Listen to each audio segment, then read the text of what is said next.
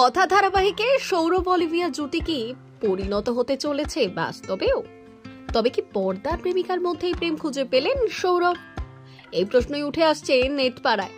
তবে কি টলিপাড়া আভাস দিচ্ছে নতুন কোনো প্রেমের গল্পের? ছোট পর্দার জনপ্রিয় জামাইবাবু সৌরভ চট্টোপাধ্যায় মিঠাই ধারাবাহিকে তার আর কৌশাম্বী চক্রবর্তীর জুটি দর্শকের প্রশংসা কুড়িয়েছিল অনেকখানি। সেই ধারাবাহিকে অভিনয়ের পর থেকেই সৌরভের এই বিশেষ পরিচিতি। পরবর্তীকালে অভিনেতার কথায় আফসোস ঝরেছিল, ঘরে বাইরে এত ভালো ছেলের ইমেজ যে প্রেম আর হয় না। দিন দুয়েক ধরে সমাজ মাধ্যমে ঘুরতে থাকা কয়েকটি ছবি বলছে অভিনেতা বুঝি মনের মানুষ পেয়েই গেলেন। ছোট পর্দার চেনামুখ অলিভিয়া মালাকারকেই নাকি মন দিয়েছেন তিনি। সৌরভ অলিভিয়া কথা ধারাবাহিকে পর্দার অন্যতম অবিবাহিত জুটি, অর্থাৎ ধারাবাহিকে এই চরিত্রদের প্রেম দেখানো হলেও পর্দায় এখনো বিয়ে পর্যন্ত পৌঁছতে পারেনি।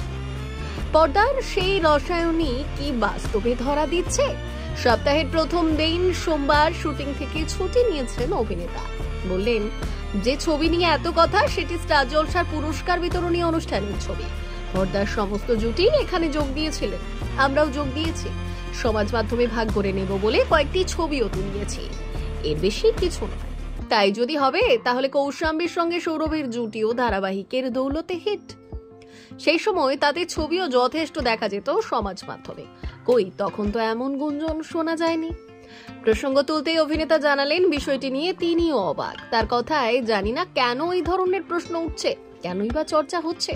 তবে এটা বলতে পারি, সেটে এবং সেটের বাইরে আমি আর অলিভিয়া ভালো বন্ধু।